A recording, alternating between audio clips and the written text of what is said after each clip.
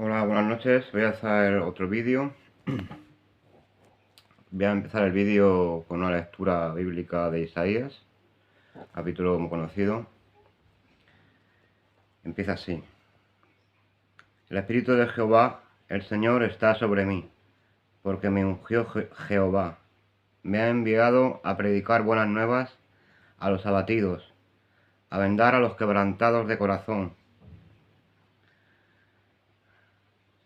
a publicar libertad a los cautivos y a los presos apertura de la cárcel, a proclamar el año de la buena voluntad de Jehová y el día de venganza del Dios nuestro, a consolar a todos los enlutados, a ordenar que a los afligidos de Sión se les dé gloria en lugar de ceniza, óleo de gozo en lugar de luto, manto de alegría en lugar de espíritu angustiado. Serán llamados árboles de justicia, plantío de Jehová para gloria suya. Reedificarán las ruinas antiguas y levantarán los asolamientos primeros, y restaurarán las ciudades arruinadas, los escombros de muchas generaciones. Y extranjeros apacentarán vuestras ovejas, y los extraños serán vuestros labradores y vuestros viñadores. Y vosotros seréis llamados sacerdotes de Jehová, ministros de nuestro Dios seréis llamados. Comeréis las riquezas de las naciones, y con su gloria seréis sublimes. En lugar de vuestra doble confusión y vuestra deshonra, os alabarán en sus heredades, por lo cual en sus tierras poseerán doble honra y tendrán perpetuo gozo. Porque yo, Jehová, soy amante del derecho, aborrecedor del latrocinio para holocausto. Por tanto, afirmaré en verdad su obra y haré con ellos pacto perpetuo. Y a la descendencia de ellos será conocida de entre las naciones y sus renuevos en medio de los pueblos. Todos los que los vieren reconocerán que son linaje bendito de Jehová. En gran manera me gozaré en Jehová. Mi alma se alegrará en mi Dios, porque me vistió con vestiduras de salvación. Me rodeó con manto de justicia, como a novio me atavió, y como a novia adornada con sus joyas. Porque como la tierra produce su renuevo, y como el huerto hace brotar su semilla, así Jehová el Señor hará brotar justicia y alabanza delante de todas las naciones. Esto es Isaías 61. Un pasaje extraordinariamente importante para todo cristiano, para mí mucho, por cierto. ¿Por qué? Porque habla de la gloria de Dios, habla de la gloria de Dios en la vida de un creyente. ¿Y cuál es el sentido de la vida? ¿Qué propósito tenemos en la vida nosotros, en este mundo? Porque sí es cierto que naces, de hecho naces y primero que recibes es un palo nada más nacer. Eso para la bienvenida. Pero después tienes que crecer, tienes que aprender a andar, tienes que aprender a comer, tienes que aprender a hablar, tienes que aprender muchas cosas. Conforme vas aprendiendo, vas creciendo. Eso está muy bien. Es una obra muy hermosa, muy motivadora y un propósito para los padres, que son padres. Pero ¿y después? Pues después ahí el mundo te ofrece un abanico de posibilidades, de diversiones, de ambiciones, de posiciones. Y bueno, pues tú te enfocas ahí y son tan atractivas que es muy difícil de resistirse. Entonces, pues luchas por tener una posición social delante de tus amigos, luchas por tener una posición social en el trabajo, luchas por tener un estatus, por sentirte bien contigo mismo, luchas por superar complejos de inferioridad, compites con los demás para quedar por encima, compites con los chicos para conquistar a la chica que te gusta, compites las chicas con los chicos, en fin. Una serie de cosas que te ofrece el mundo y está muy bien, de cierta manera es lógico, pero la vida continúa, la vida sigue. Y después, ¿qué viene?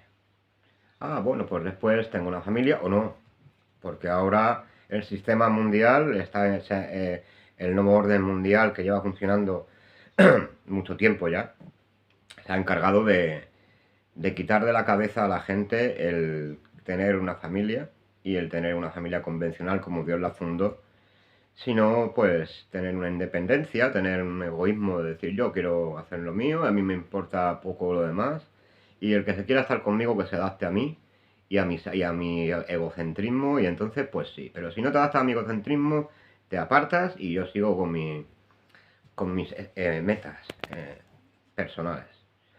Entonces, todo el mundo está luchando por eso, todo el mundo está en la misma red. Yo también he estado ahí. Y bueno, en cierta manera hay una parte de mí que quiere estar ahí, pero no puede ser. No puede ser porque después, ¿qué pasa? Si pasa lo siguiente, consigues el objetivo que te marcas, una persona quiere tener dinero y consigue el dinero, como sea, y después, ¿qué pasa? ¿Qué objetivo tienes? ¿Mm? Mantener más dinero, mantener la cuenta corriente, que engordarla, y después una persona llega a presidente del gobierno y después, ¿qué motivación tienes?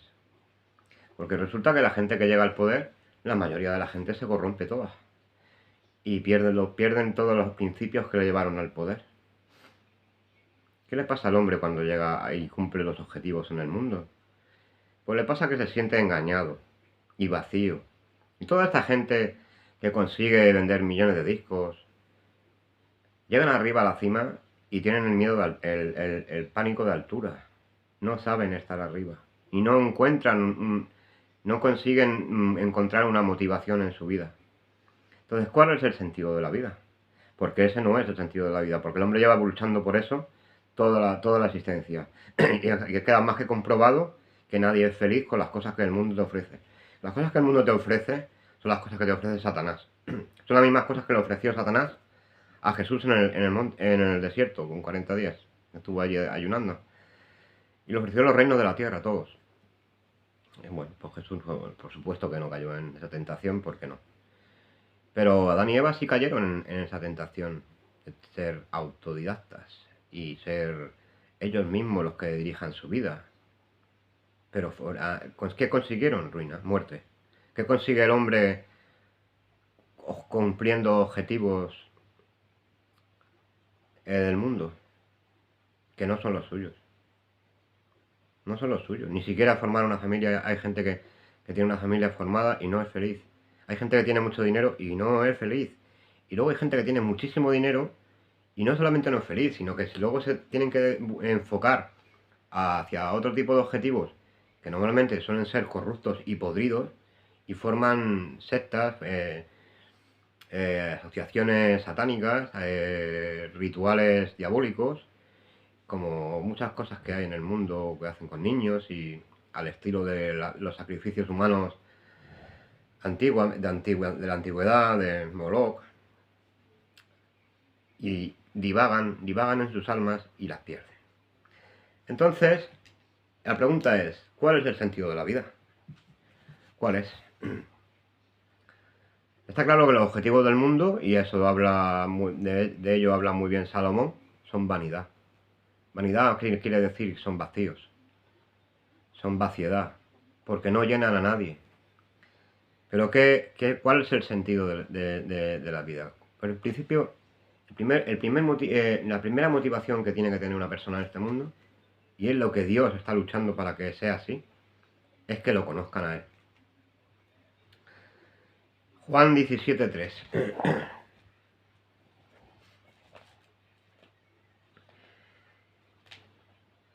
Juan 17:3.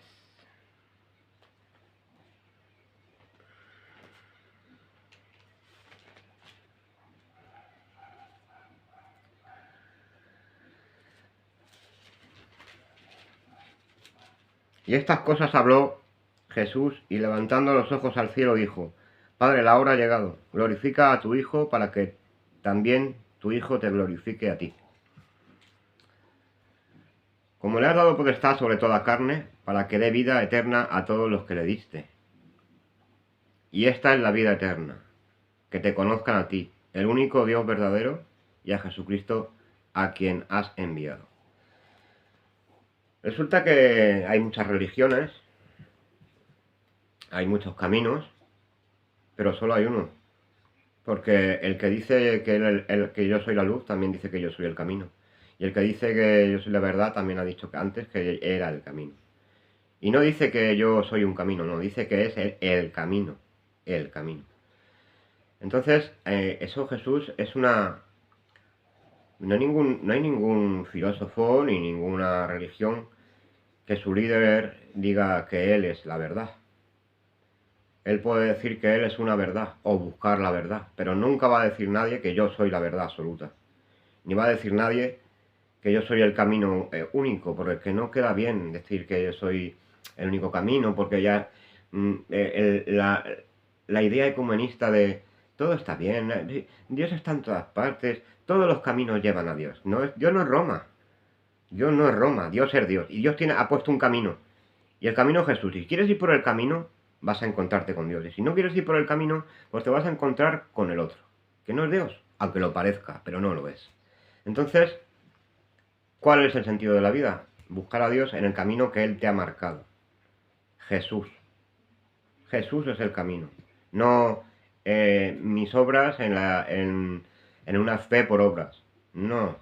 La fe en Jesús y en la obra que Él ha hecho.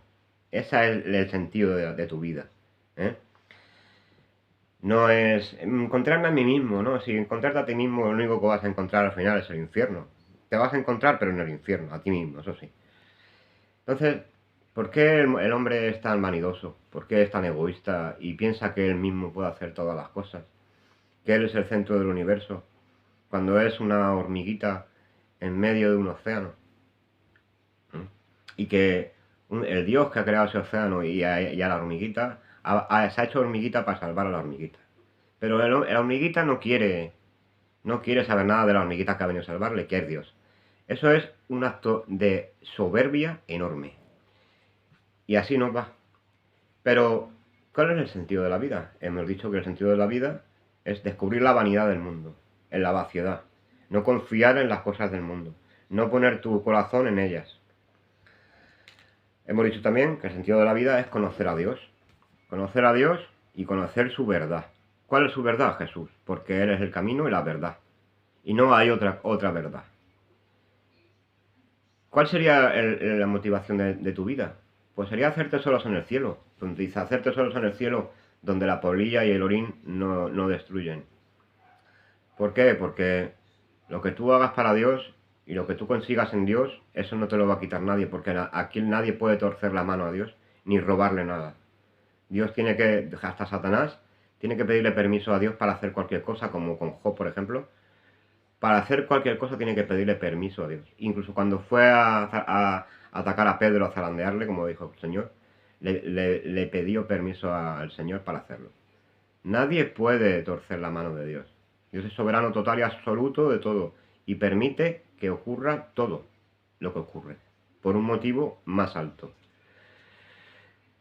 Pero si tú haces tesoros en la tierra, resulta que tú no eres inmortal en tu físico. Resulta que no hay nada que vaya a prevalecer al juicio final, que está escrito que va a ser por fuego y va a destruir toda la tierra, toda. Todo lo que ves va a arder. Sí, todo. Absolutamente todo. O sea que eso de vamos a salvar el planeta no se va a salvar. Lo siento, no. Va a arder todo. Escrito está. Entonces, ¿hacemos tesoros en el cielo? Vamos a ver. ¿Qué dice el Señor, por ejemplo, en Mateo 6:25? Dice lo siguiente.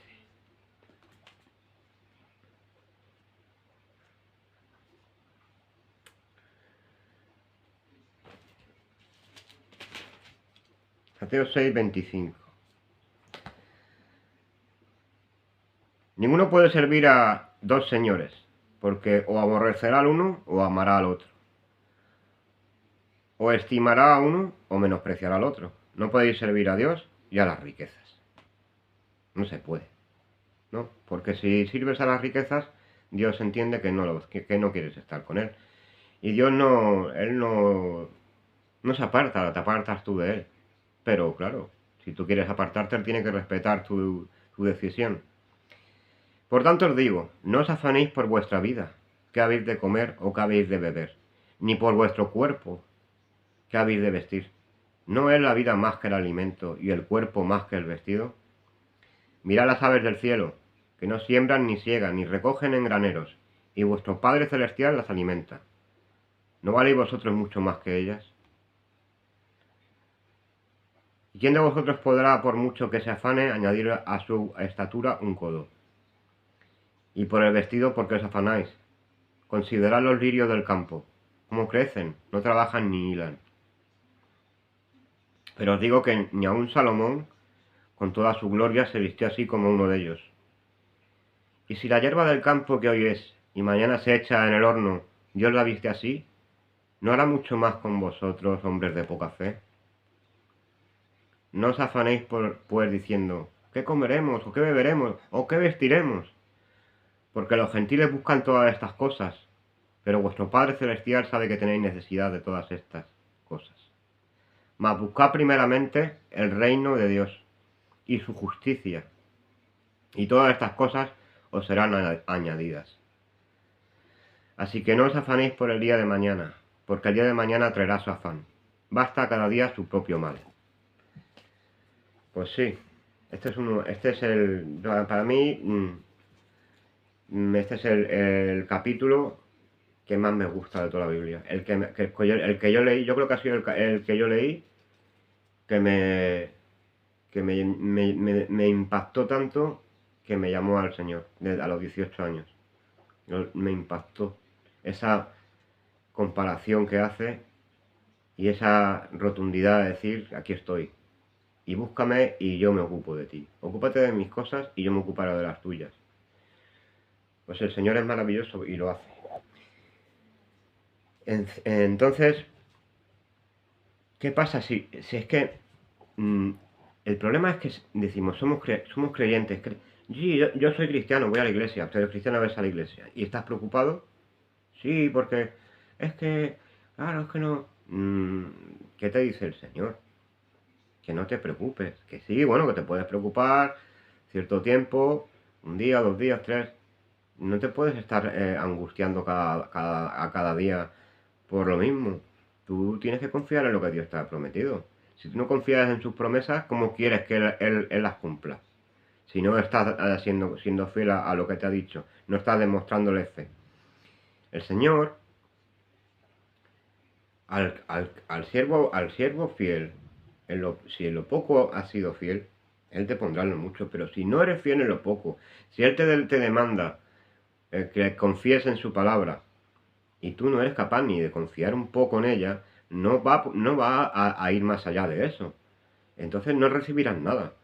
Pero si tú te dejas llevar, si no te resistes, si entiendes que tu naturaleza pecaminosa, tu carne, siempre te va a poner la traba en la mente, y el demonio y el diablo también te va a atacar con la duda, con la incredulidad. Pero tú entiendes que eso es una manera de trabajarte tu carácter. Entonces, no te tienes que deprimir, tienes que confiar en lo que Dios te ha dicho. Y Dios es inmutable. Dios te lo ha dicho y lo va a cumplir. Igual que ha cumplido otras cosas, va a cumplir en el futuro lo que ha dicho que iba a hacer. Entonces, ¿por qué no confiamos en Dios? Tenemos que confiar en lo que Él te ha dicho en su palabra. La palabra es verdad. Y Él la va a cumplir. ¿Cuál es entonces el objetivo de la vida? Conocer su palabra y confiar en lo que te ha dicho. Las bendiciones de Él muestran su gloria. Pero Él te va a preparar para que tú puedas recibir las bendiciones. Porque tú no lo puedes... A ti te viene tu hijo y te dice, papá, dame 500 euros. Y toma, hijo. ¿Qué va a hacer tu hijo con 500 euros? Imagínate que tienes un hijo de 10 años y le das 500 euros. ¿Qué va a hacer? Malgastarlo. No puedes darle eso. Tienes que darle en proporción a lo que él puede recibir. Entonces Dios muchas veces no da las bendiciones porque no estás preparado para recibirlas. Y Él te manda el Espíritu Santo que trabaja en ti para que, colaborando con Él, no combatiéndole, sino colaborando con Él, te vaya preparando para poder recibir las bendiciones que Él quiere darte. Pero si tú no estás trabajando, y estás resistiendo, y estás teniendo comunión con tu carne más que con tu espíritu, estás entristeciendo a tu espíritu, resistiendo la obra de Dios y retrasando las bendiciones. Entonces, ¿cuál es el objetivo? ¿Tú qué prefieres? ¿Tener bendiciones del mundo, que son temporales, o bendiciones del Señor? Pues es que claro que son bendiciones del Señor, porque son eternas y nadie las puede dar marcha atrás. Lo que Dios hace, el único que lo puede dar marcha atrás es Él, y Él toma las decisiones y son irrefutables. Irrefutables. Esto que quería yo transmitir en el vídeo es que el mundo te da un paisaje muy bonito que te engaña en principio, te engaña cuando eres joven, te embauca, como dicen, y pues bueno, pues vas cayendo, te vas dejando caer. En principio quieres probar cómo funcionan las cosas y que tienes envidia de lo que lo tienen los demás, o aspiraciones de ser como alguien, o de tener lo que otro tiene. Pero cuando ya maduras, con la edad y con los palos que te da la vida y con los palos que te da Dios para que aprendas, te das cuenta que todo es una estupidez, vacía y sin sentido. Porque la gente se afana con las cosas, pero no se va a llevar absolutamente nada. No hay nada que te vayas a llevar a otra vida. Cuando tú mueres, pierdes todo lo que tus trabajos. Eso no quiere decir que no hagas nada, simplemente que tengas conciencia de que tus trabajos aquí son como la actuación en una obra de teatro. Que acaba la obra de teatro y se acabó. Y nadie se va a acordar de ella. A lo mejor ya está. Es un ejemplo que te pongo. Tú no puedes basar tu vida en un papel, en una obra temporal. Tienes que basar tu vida en algo que va a ser para siempre. Y cuando bajes del escenario, ¿dónde vas a ir? A tu casa. ¿Y qué es lo que tienes en tu casa? Si no has cultivado nada, no tienes nada. Entonces, vamos a bajarnos del escenario. Vamos a buscar a Dios, por favor. Vamos a dejar ya el mundo que vaya a su deriva y no tener tanta influencia de él. Y ser algo especial para Dios. Y ser algo especial para Dios. Inútil, torpe, pecador, torpe, cansino, tonto, o bueno, como yo. Yo me estoy hablando de mí. Ahora me estoy describiendo a mí mismo. Inútil, cabezón, pecador, todo lo malo, todo. Pero el Espíritu trabaja en mí y yo estoy consciente que todo eso malo, pues es mi carne. Y entonces, pues no me... Bueno, pues ya está, pues intento colaborar con el Espíritu, a veces no colaboro tanto, otras veces menos, pero el timón va hacia Dios. No es el timón me pongo para Dios, no, ahora lo voy a poner para otro lado, no, el timón va hacia Dios. Tú a lo mejor te sales del timón, pero el timón es colocado en la dirección del Señor. Entonces, voy a leer, para despedir, un capítulo que habla de lo que es tener una vida completa, tener una vida plena, una vida de verdad, no una vida de mentira y vacía, una vida que no sea como una niebla que aparece y desaparece. ¿Y cuál es? ¿Cuál es? Pues es muy sencillo. Aquí lo describe Pablo excepcionalmente. Excepcionalmente. Hebreos 11. Es pues la fe la certeza de lo que se espera, la convicción de lo que no se ve. Porque por ella alcanzaron buen testimonio los antiguos. Por la fe entendemos haber sido constituido el universo por la palabra de Dios. De modo que lo que se ve fue hecho de lo que no se veía. Por la fe Abel ofreció a Dios más excelente sacrificio que Caín, por lo cual alcanzó testimonio de que era justo, dando a Dios testimonio de sus ofrendas, y muerto aún habla por ellas. Por la fe Enoc fue traspuesto para no ver muerte, y no fue hallado, porque lo traspuso Dios. Y este fue el primer rapto de la historia, el de Enoc. Y antes que fuese traspuesto, tuvo testimonio de haber agradado a Dios. Pero sin fe es imposible agradar a Dios, porque es necesario que el que se acerca a Dios crea que le hay, y que es galardonador de los que le buscan, o sea, que premia a los que le buscan. Por la fe, Noé, cuando fue advertido por Dios acerca de cosas que aún no se veían, con temor preparó el arca, en que su casa se salvase. Y por esa fe condenó al mundo, y fue hecho heredero de la justicia que viene por la fe.